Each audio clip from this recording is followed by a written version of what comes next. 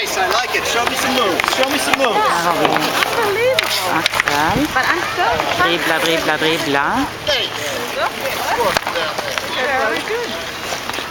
Och Axel gör en liten forward. Vad heter det där? Han sköt så hårt så han ramlade, det är helt okej. Det här så man går upp, knäna först.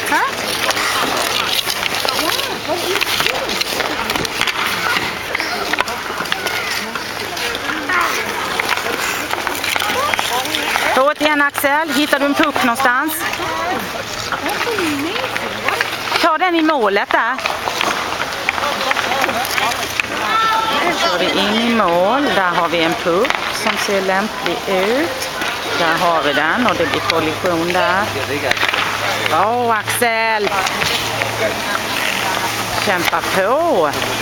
Vi har en liten koppa på gång här tror jag. För 10 minuter kunde han inte stå på skridskorna och nu är det till och med lite gliding motion. Way to go Axel! Heja! En stolt mormor. Titta. Förälder. Och en stolt mamma. Så moster, hon kommer med här. Åskådarna. Så har vi en liten kämpe. Det var så jobbigt att ta sig upp och ner hela tiden. Går bra? Nej, jag kan inte.